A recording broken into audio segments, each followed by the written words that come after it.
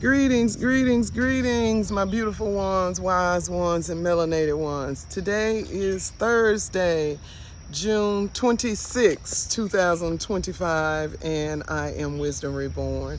And I wanted to just come on here today and say,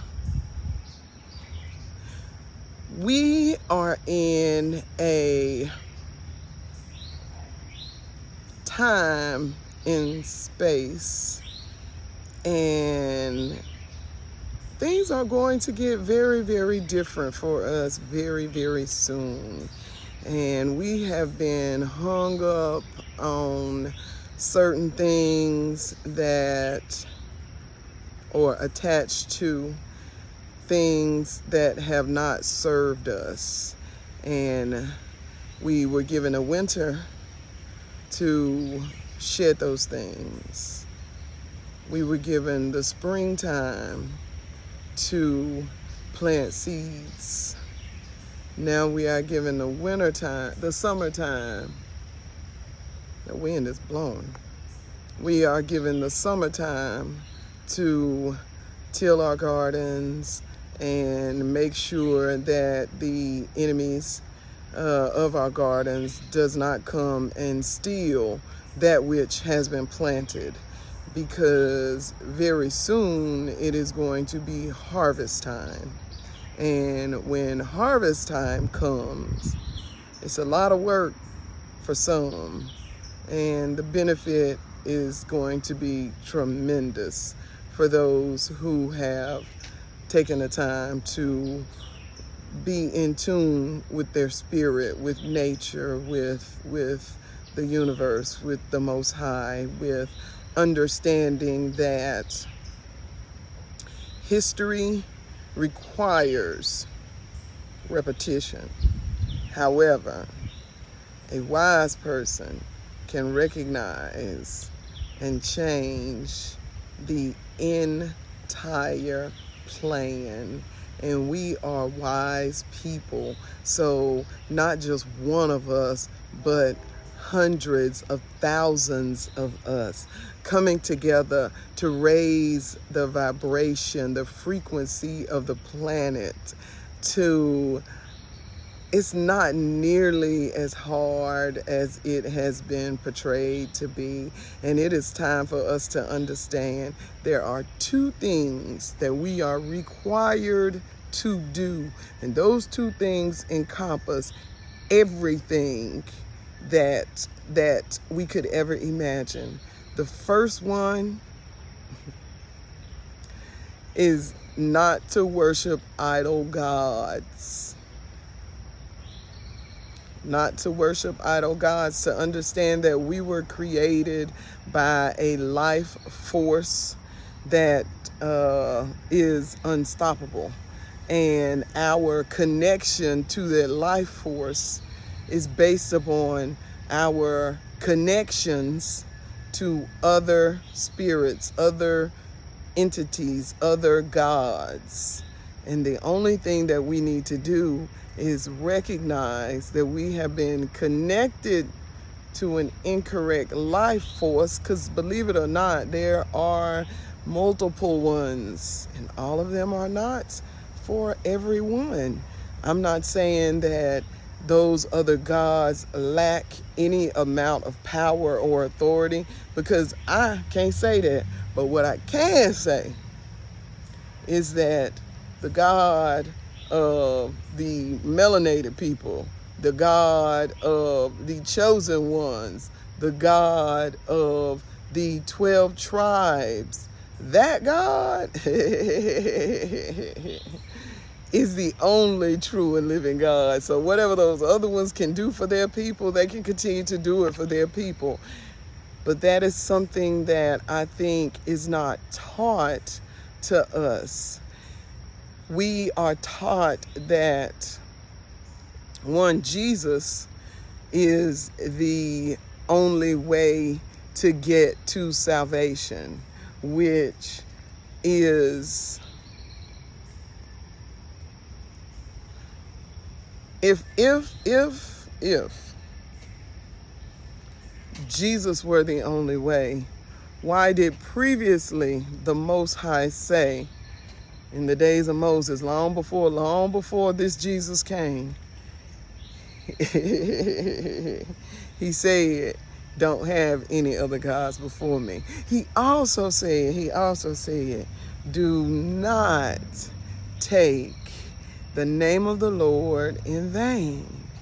How vain is it to change someone's name? How vain is it to think that if all power is in a name, that name being changed automatically transfers the power? It doesn't, because my name is Sonia. And I guarantee you, if you call me Stephanie a couple of times, I will respond. But if you continue to call me Stephanie, it proves that we have no relationship, because if we had relationship, you would not call me the name that you heard someone else call me. You would call me by my name, the name that the universe gave power to. You would not allow the Romans. Now, the Romans are significant because they were very powerful during those days. Why? Because they had pillaged and plundered so many other people, and wars. Nonetheless, they had the ability to change the way things were perceived in those days. So their perception of it was that we are going to change this name and force everyone to worship this God that we've created. And if you don't believe me, when I tell you this, I'm telling you that this information is widely available. However, we're not reading it. We're not getting the information, because if we were, we would not continually be speaking the same way. When you learn new information, you should apply your information to everyday living so that it becomes life to you. So, in saying that, I can tell you that everything is in writing. And if we can associate a time, which is why I think a lot of the a lot of the ancient texts that were left out of the canonized Bible or slowly removed, were removed because they gave reference to time periods that we could conceptualize, such as Alexander the Great. Yeah, we understand Alexander the Great. We understand that he went to northern Africa and that he took the Christian Crusades, or he didn't take the Christian Crusades, because that's not exactly what it was at that time. However, he took the Romans to take over. And during that time, it was called, guess what it was called? It was called the Hellenistic period, because they was trying to stop hell.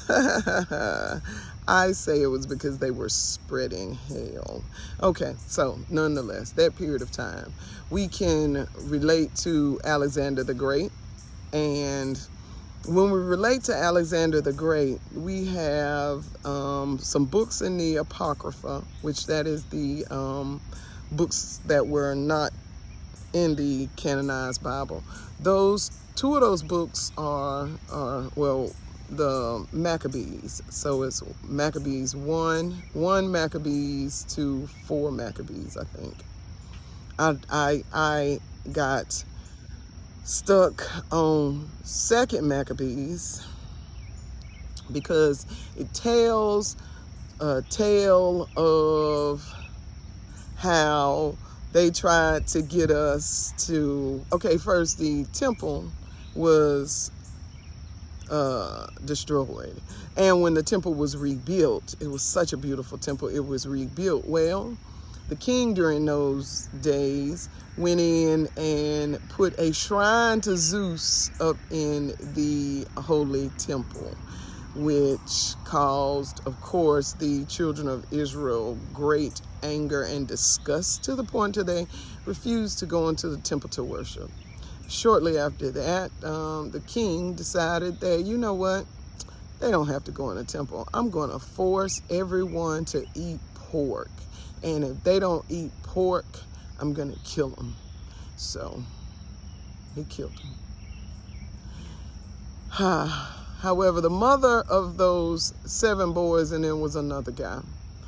The mother of those 7 boys, her 7 sons, she told them, do not forsake the laws of our forefathers.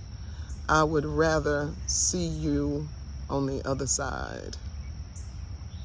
Knowing that forsaking the law was not just going to harm them as a family, but it was going to harm the entire tribe, the ancestors, and those that were coming after them. The thought concept of acknowledging our ancestors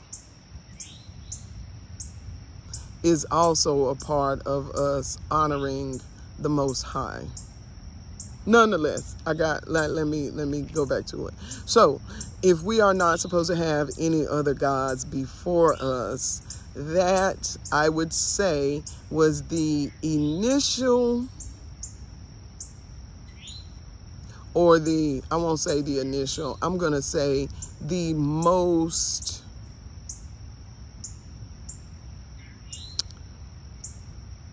exclamatory thing that I could go back to, because I, like history, recognize Alexander the Great and the time period that he ruled in, or that he pillaged and murdered and you know, did all that stuff in, at the expense of innocent people. So when we do that and we see that they tried to trick the Israelites into the temple to worship Zeus, and they were murdered for not eating pork, they were then vindicated for standing up for what has been right for the people of the Most High. The next thing that we were supposed to do after not having any idol gods was that we are supposed to treat our brothers as we would ourselves. This becomes a problem in the melanated community, because all of the isms and schisms that have been thrust upon us in manners that we were not aware of have given us a lack of true self-love. We don't know our value. We don't know what we are worth. We don't even really comprehend that we are the chosen people, that we are magnificent in His sight. So what we have done is we have made it very hard for us to love. I'm going to say they, and I'm going to go back to why I say they in just a moment, have made it hard for us to love one another, because we have this lack of self-love. And you can never give to someone what you won't give to yourself. That is the law of reciprocity, and it doesn't work like that. It just doesn't happen. So that is true indeed. Now, the reason I say that when I say they, is because there is a curse that has been rested upon these beautiful melanated beings, and that curse was shared with us several times in the Bible, but a lot of people go to Deuteronomy, the 28th chapter, and the first part of that chapter expresses the curses that would be removed. And a lot of people teach that those curses, the blessed in the city and blessed in the field, blessed coming out, blessed when we come and when we go, good morning, blessed, that our flocks will be blessed, that our fields will be blessed. So a lot of ministers preach that, but I say to you, the next portion of that chapter is where we need to focus, because the next portion of that chapter expresses to us the curses that would be cast upon the children of Israel when, not if, when they took the Lord's name in vain, when they were forsaking the name of the Lord. Now, I know a lot of people say religion has nothing to do with it, and I agree with you 100%. And I hear pastors and preachers and teachers talking about the rank and hierarchy of things. I say that your rank and your hierarchy matters not when you are submitting to the Most High. And I say that those that perceive that they have a specific rank or a higher hierarchical standing are above all things supposed to exercise discernment. The discernment that they exercise should come from a much higher realm, because they are leaders. And when the leaders hear the words of wisdom, they are supposed to try the Spirit by the Spirit and see if it be of the Most High. Instead, we have a group of leaders now that is so enthralled and so enchanted with the ceremony of things we have all of these awards and all of these opportunities to show how much you love your pastor, to show how much you thank God for your pastor, when if the example of Yahshua was not enough, you call him Jesus, I'll refer to him as Jesus in this state for general context. So even Jesus said, don't do these things in my name. He said, you're supposed to focus on the Father. Just focus on the Father. Glorify my Father who are in heaven, which is in heaven. Because people will come to you and they will say, we cast out demons in your name. We healed in your name. We did all of these things in your name. And you know what he said? He said, and I will say to you, leave me. I know you're not. His desire was not that we done things in his name. His desire was that we do things in his example. He didn't come here to be crucified. That was not the initial plan.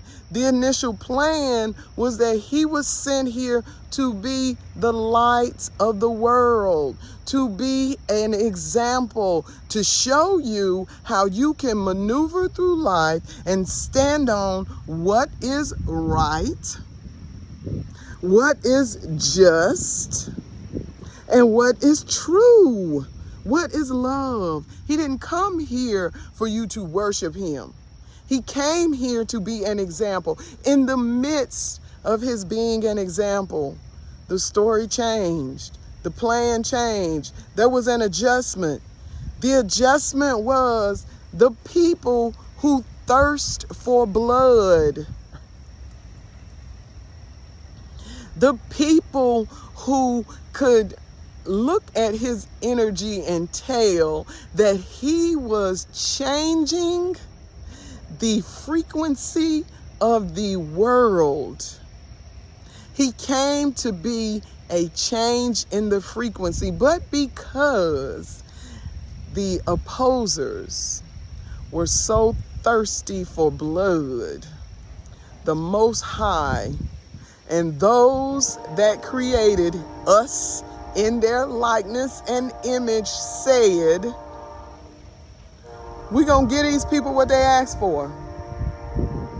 We're going to give them what they asked for. We are going to allow, I'm trying to get away from the train horn. I know y'all hear it. We are going to allow them to have what they want. But in order for them to have what they want, their life is going to change. They are going to be held accountable for the decisions, and those decisions are going to have collateral damage because they are going to affect many, many, many, many, many, many generations to come. When you take the emotion out of what you're reading, when you take you out of the equation, when you look at it from a different perspective, you will see the tricks that have been put before us have not only been tricks, they have been those on a spiritual level, which in that turn considers them to be curses. Those curses in Deuteronomy 28, I say, now I'm just a nobody trying to tell everybody about how they can save their body. No, sure. Because I just need for you to understand that the scriptures were given to all, but the comprehension was not. There is a reason why the scripture has been misconstrued, twisted, turned. Because in the book of Esdras, yeah, that's in the books that they left out of the Bible too, the Most High is asking for someone to go down, a spirit to go down, to go out, to trick the children of Israel. It has been for our safety. It has been a tumultuous and trying, and it has been hard for us. But we have persevered. Even in the midst of everything that we've dealt with, we have not been totally destroyed. We have been broken, but we have been bent, but we have not been broken. We have been cast aside, but we have not been completely trampled over. We have been through a lot. And I say to you, it is time for us to think about where these things are coming from. What is the cause? We can look at the surface level of anything and see that something on the surface does not look right. It doesn't appear to be what we think it should be. But when we dig deeper and when we take ourselves out of the equation and we understand that it's bigger than black and white, there's a problem with the whole world. It is. And the first problem that we need to determine is, how beneficial has our connection to the Roman transliteration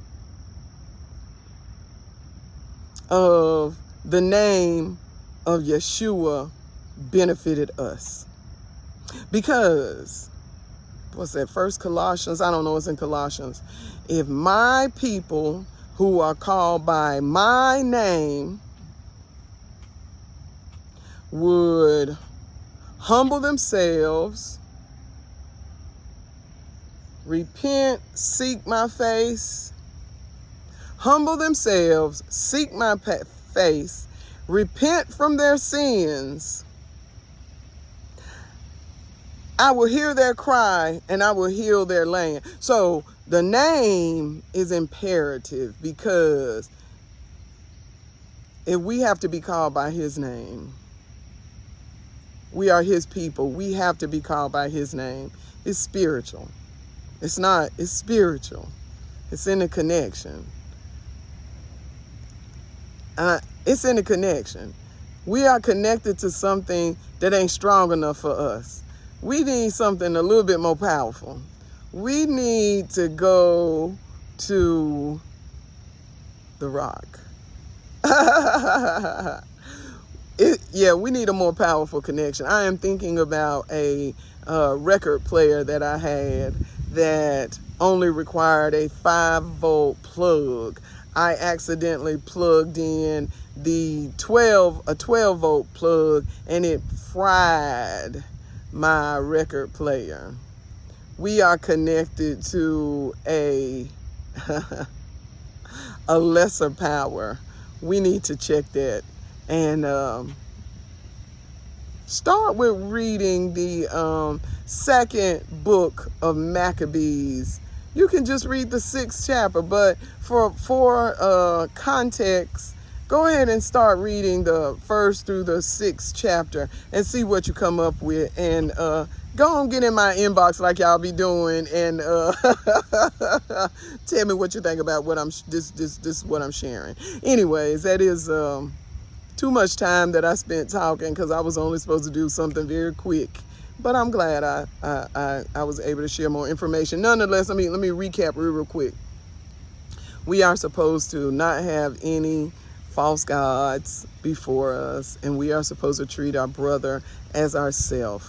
Those were the 2 final commandments that were given in I want to say the book of Malachi. But I will definitely look into that a little bit deeper to be 100% sure. I don't want to give misinformation. But read 2nd Maccabees. You can pull it up on your phone and read it. You can go to YouTube. There are little movies about it that explain it to you. And listen to where this trick of getting us to worship Zeus and a couple other Greek gods was integrated into the ancient text. And we're going to talk about that. But anyways, this is Wisdom Reborn, and that is some wisdom for my beautiful ones, my wise ones, and my melanated ones, but especially the beautiful, wise, and melanated ones. It's Wisdom Reborn. Peace, power, love, and prosperity, but most of all, truth.